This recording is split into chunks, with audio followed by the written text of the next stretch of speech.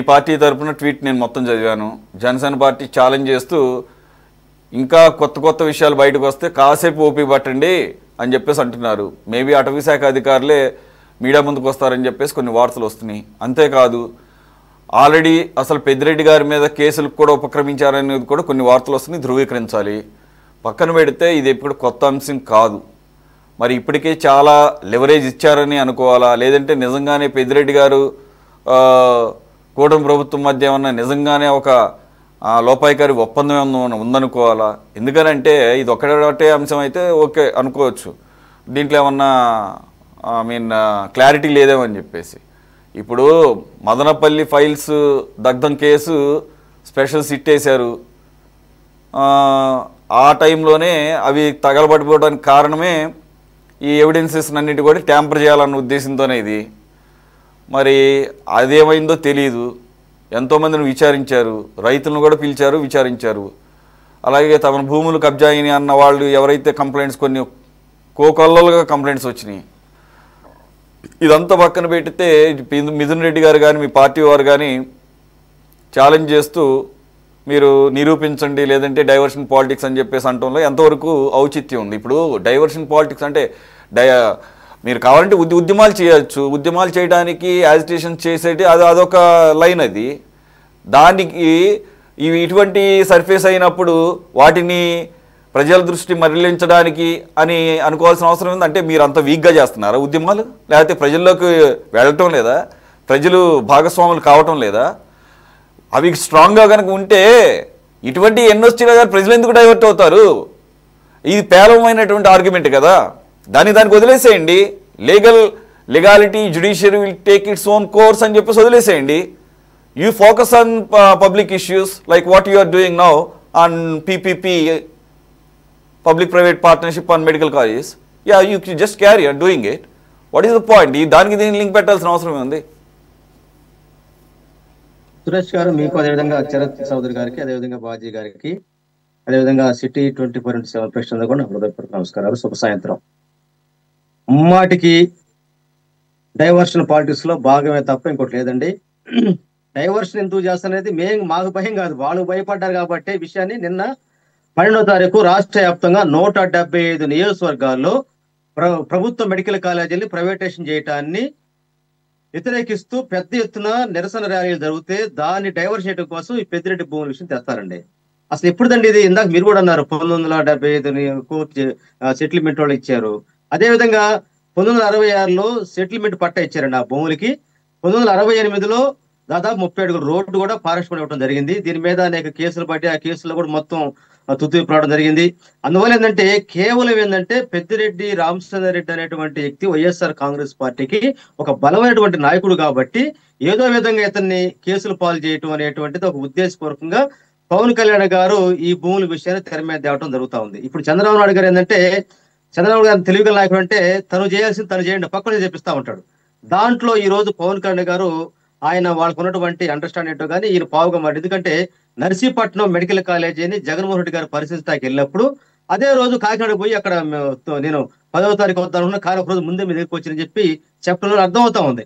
అంటే ప్రతి సందర్భంలో ఇతను ఏదో ఒక విషయాన్ని డైవర్ట్ చేయడంలో భాగంగా నేను జరిగినటువంటి కార్యక్రమం. ఎందుకంటే అడుగుతాను, ఈ రోజు పవన్ కళ్యాణ్ గారికి ఒకవేళ ఆ భూములు అన్యాక్రాంతం జరిగి ఉంటే, ఒకవేళ ఆ భూములు అక్రమాలు జరుగుంటే, ఎస్ మీకు ఈ రోజు దాదాపు 18 నెలలు అవుతుంది మీ ప్రభుత్వం వచ్చి. 2001 సంవత్సరంలో రిజిస్ట్రేషన్ జరిగిన ఆ భూములకి 2014 నుంచి 19 వరకు తెలుగు పార్టీ అధికారంలో ఉంది. మరలా ఈ రోజు 24 మీరు కూటమి వచ్చారు. మరి ఆ రోజు ఎందుకు ఈ విషయాన్ని తేల్చలేదు? లేదు, ఈరోజు అధికారంలోకి వచ్చినాక ఎందుకు ఈ రోజు ఒక ల్యాండ్ కబ్జా జరిగిందన్నా, ల్యాండ్ ఏదైతే అక్రమాలకు గురైందంటే అది తేల్చాల్సింది ఫారెస్ట్ డిపార్ట్మెంట్, రెవెన్యూ వాళ్ళు తేల్చాలి. వాళ్ళు మాట్లాడలేదు. వాళ్ళ రికార్డు మొత్తం ఉన్నప్పుడు కూడా వాస్తవాలు ఉన్నప్పుడు ఎందుకు చర్యలు తీసుకోవట్లేదు? మేము కూడా మాకు కూడా ఒక విస్మయం కలిగించడం ప్రశ్న. అంటే ఇది కేవలం ఏంటంటే ప్రజల్లో ఒక కన్ఫ్యూజ్ వాతావరణం క్రియేట్ చేసి డైవర్షన్ చేయటం కోసం, కాకపోతే ఇంకేముంటుంది అనేది ఇక్కడ ప్రశ్నగా మిగిలిపోతుంది. నేను అడుగుతాను, పవన్ కళ్యాణ్ గారికి ఎంత ప్రేమ పట్టుకొస్తుంది కదా, చీరాల నియోజకవర్గంలో సముద్రానికి పోయేటువంటి ఏరుని ఎంతో మంది సముద్రంలో వేటకు పోయేటువంటి మత్స్యకారుల యొక్క జీవనోపాధికి గండి కొట్టే విధంగా గుంటూరు టు ఎమ్మెల్యే భర్త అక్కడ రిసార్ట్ కడతా మొత్తం ఆ కాలువ మొత్తాన్ని పూడిపేస్తే సముద్రానికి పోకుండా అడ్డుకట్ట చేసి మొత్తం కబ్జా చేసి దాని మీద పెద్ద ఉద్యమం జరిగిందండి. బాపట్ల జిల్లా కలెక్టర్ గారు కూడా వచ్చారు, రిసార్ట్ సత్యటువంటి పరిస్థితి ఉంది. దాని మీద ఎందుకు యాక్షన్ తీసుకోవట్లేదు?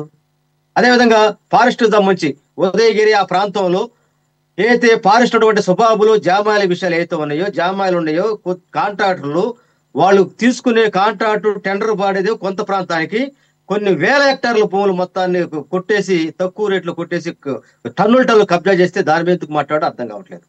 అదేవిధంగా ఈ రోజు వాస్తవానికి ఈ రోజు ఏదైతే అనకాపల్లి జిల్లాకు వచ్చేటప్పటికి మన హోంశాఖ మంత్రి గారి నియోజకవర్గంలోనే పైకరావుపేటలో విపరీతమైనటువంటి మైనింగ్ కబ్జా జరుగుతా ఉంది, అక్రమంగా బ్లాస్టింగ్ చేస్తుందని చెప్పేసి కొన్ని రోజుల మీద ధర్నాలు చేస్తా ఉన్నారు. అది ఈ రోజు జనసేన కార్యకర్తే ఏదైతే జనసేన కార్యకర్త బాలిశెట్టి సత్యరత్న కూడా ఈ రోజు పవన్ కళ్యాణ్ గారికి చెప్పడం జరిగింది.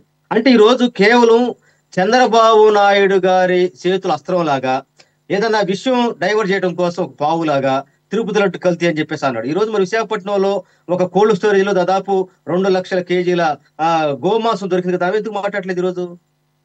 అంటే ఈ రోజు ఏంటంటే ప్రజల్లో ఒక కన్ఫ్యూజ్ చేసి ఇదిగో పులి అదిగో పులి అంటే ఇదిగో తోకనట్టుగా సుబ్బారెడ్డి గారిని అరెస్ట్ చేయబోతున్నాం, కల్తీ జరిగిందని ఇట్లా రకరకాలు పెట్టేసి ప్రజల్లో ఒక కన్ఫ్యూజ్ వాతావరణం చేయటంలో ఈ రోజు పవన్ కళ్యాణ్ గారు చంద్రబాబు నాయుడు గారు చేతిలో ఒక అస్త్రంలో ఉపయోగపడుతున్నాడు తప్ప. మీకు దమ్ముంటే మా వాళ్ళు ట్విట్టర్లో పెట్టారు, మీకు దమ్ముంటే మా డాక్యుమెంట్స్ మొత్తం పరిశీలించండి, మొత్తం దీని మీద మొత్తం పరిశీలించి చర్యలు తీసుకుని అడుగుతున్నాం కదా. మన పవన్ కళ్యాణ్ గారు వెళ్ళాడు తిరుపతి జిల్లాకి, చిత్తూరు జిల్లాకు పోయి ఏమన్నాడు, ఇక్కడ నుంచి నేపాల్కి కలప ఇది రెడ్ శాండిల్ మొత్తం కూడా అక్రమంగా రవాణా అవుతుందని చెప్పేసి అన్నాడు. మరి పెద్దిరెడ్డి మన ఎంపీ గారు ఏదైతే బహిరంగ సవాల్ చేశాడు, ఆధార్ నిరూపించని చెప్పేసి, ఎందుకు మాట్లాడట్లేదు? అంటే కేవలం ఏంటంటే ప్రజల్లో మీడియా వాళ్ళకున్నటువంటి మీడియా మేనేజ్మెంట్ తోటి ప్రజల్లో కన్ఫ్యూజ్ అవుతుంది. ఎందుకంటే మోందా తుఫాన్ వచ్చింది, నష్టపరిస్థితి వాడికి ఇవ్వలేదు.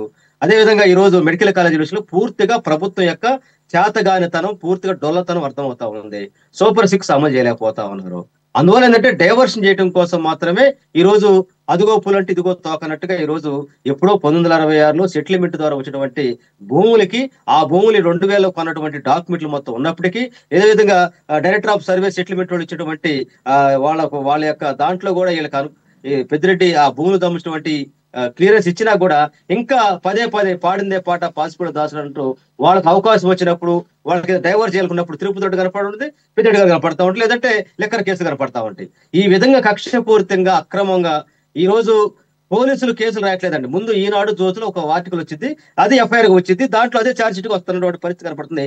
అంటే ఒక ప్లానుడ్ గా, ఒక సిస్టమేటిక్ గా, ఉద్దేశపూర్వకంగా ప్రభుత్వం వాళ్ళ యొక్క ఫెయిల్యూర్స్ మొత్తాన్ని ఈ రోజు డైవర్ట్ చేయడం కోసం తప్ప ఈ రోజు మేము డైవర్ట్ చేయట్లేదండి. ఈ రోజు ప్రజాక్షేత్రంలో ఉండే ప్రజల పక్షాన మాడుతా ఉన్నాం. ఈ రోజు ఉల్లి రైతుల గురించి కావచ్చు, టమాటా రైతుల గురించి కావచ్చు, మిర్చి రైతుల గురించి కావచ్చు, అదేవిధంగా పొగాకు రైతుల గురించి కావచ్చు, అదేవిధంగా మామిడి రైతుల గురించి కావచ్చు, ఈ రోజు మోందా తుఫాను సంబంధించిన ప్రతి విషయం మీద మాడుతున్న క్రమంలో వీళ్ళు వచ్చే 18 నెలల కాలంలోనే గతంలో జగన్మోహన్ రెడ్డి గారికి ఈ రోజు ప్రజలు బేరే చేసుకున్న క్రమంలో ఈ ప్రభుత్వం పూర్తిగా ఫెయిల్ అయినటువంటి దాంట్లో భాగంగానే విషయాలు పక్కదరపరిచే దాంట్లో ఈ రోజు పవన్ కళ్యాణ్ గారు ఈ విధమైనటువంటి చేస్తున్నాడు. నిజంగా చిత్తదుండే పని అయితే పవన్ కళ్యాణ్ గారిని మీరు సీత సిప్ అన్నారు, ఏమైంది? సిప్ సీసుగా వెళ్ళిపోయింది. ఈ రోజు అక్రమ బియ్యం జరుగుతుందన్నాడు, ఎక్కడ ఆగలేదే, జరుగుతుంది. మీ శాఖ మంత్రి ఉన్నాడు. ఈ రోజు ఫారెస్ట్ గురించి మాట్లాడుతున్నారు మీరు. ఫారెస్ట్ భూములు అనేకరాతం అయితే పర్యావరణ దమ్మించినటువంటి దాంట్లో మనందరం కూడా దాన్ని ఖండించాల్సిన అవసరం ఉంది. ఆ వైపుగా మనం ఎవరైనా సరే దోషుడు శిక్షించాల్సిన అవసరం ఉంది. ఈరోజు కొల్లేరు మొత్తం అక్రమం జరుగుతూ ఉంది, దాని మీద మాట చెప్పండి. అదేవిధంగా ఈరోజు చీరాల దగ్గర ఏదైతే ఓడరేవు దగ్గర ఒక కాలువను మొత్తాన్ని క్లోజ్ చేసి రిసార్ట్ కడుతున్నారు, దాని మీద సర్వే చేయమని చెప్పండి. అదేవిధంగా ఉదయగిరి, అదేవిధంగా ఆ ప్రాంతం మొత్తం కూడా ఏదైతే నల్లమల ఫారెస్ట్ ఉన్నటువంటి జామాయిలు ఏదైతే ఉన్నాయో మొత్తం కూడా తక్కువ రేటుకి టెండర్ వేసుకొని టన్నుల మొత్తం అక్రమంగా కొట్టుకొని వేసేటువంటి పరిస్థితి ఉంది. దాని మీద చర్యలు జరపాలి, తీసుకోవాల్సిన అవసరం ఉంది. ఇట్లా ఈ రోజు మొత్తం కూడా కోస్తా తీరం ఉన్నటువంటి పర్యావరణం మొత్తం కూడా రొయ్యల చెరువులతోటి మొత్తం కూడా ఈ రోజు పర్యావరణం పొల్యూట్ అయిపోతా ఉంటే ఎందుకు మాట్లాడట్లేదు? కేవలం నువ్వు పెద్దిరెడ్డి గారు రామచంద్ర రెడ్డి గారి భూములే కనపడతావు. భూములు ఒక లెక్క జరిగితే చర్యలు తీసుకుంటే తప్పేది. వాళ్ళు కూడా సవాలిస్తున్నా అన్నారు కదా, మీకు మొత్తం డాక్యుమెంట్స్ మొత్తం పెట్టేసి కదా, అధికారం మీ చేతిలో ఉంది కదా, రెవెన్యూ మీ చేతిలో ఉంది, ఫారెస్ట్ ఉంది, విజిలెన్స్ ఉంది, మొత్తం సర్వే జరపండి. ఎందుకు ఓరక ఈ పేపర్ ప్రకటనలు ఇచ్చేసి జనంలో కన్ఫ్యూజ్ అవుతారని చేయటం అనేది ప్రజల మొత్తం గమనిస్తా ఉన్నారు. ఈరోజు ఇందాక బాజీ గారు చెప్పింది కూడా వాస్తవమే. మరి మీరు మీరు అధికారం మీ చేతిలో ఉన్నప్పుడు ఎందుకు మీరు పరిశీలించరు, ఎందుకు మీరు ఈ వాస్తవాలను బయట పెట్టరు అనేటువంటిది, ఎందుకు మీకు మీకు ఒప్పందం ఉందంటే మాకే వైఎస్ఆర్ కాంగ్రెస్ పార్టీ ఒకటి చెబుతుందండి, ఈ రోజు కూడా బహిరంగ రాజకీయాలు చేస్తే తప్ప లోపాయకార ఒప్పందాలు, లోపాయకార రాజకీయాలు మాకు తెలియదు. అది చంద్రబాబు నాయుడు గారికి వెనుక పెట్టి విద్య. ఆయన ఏనాడు సింగిల్ గా పోటీ చేసినట్టు దాఖలాలు లేవు. అన్ని పార్టీలతోటి జతగట్టేటువంటి మనిషి చంద్రబాబు నాయుడు గారు. అతనికి మోసాలు, బ్యాక్ అండ్ డోర్ రాజకీయాలు, ఎన్నుకోట రాజకీయాలు అతనికి తెలుసు, ఆ పార్టీ తెలుసు. కాబట్టి మరి మాకైతే అలాంటిది లేదు. మాకు వాళ్ళకి దమ్ముంటే చర్యలు తీసుకోమని చెప్పండి, మేము కాదను. వాళ్ళకి అధికారం చేతిలో ఉంది, వ్యవస్థ వాళ్ళ చేతిలో ఉంది, మొత్తం బయట పెట్టుకొని చెప్పండి. ఎందుకు మీరు ఊరక పేపర్ పులులాగా పేపర్లో ప్రకటనలు ఇచ్చి మొత్తం ప్రజల్లో కన్ఫ్యూజ్ అవుతుంది ఎందుకు చేయటం? మీ చేతిలో ఉన్నప్పుడు మీరు ఎందుకు దీన్ని బహిర్గతం చేయరు?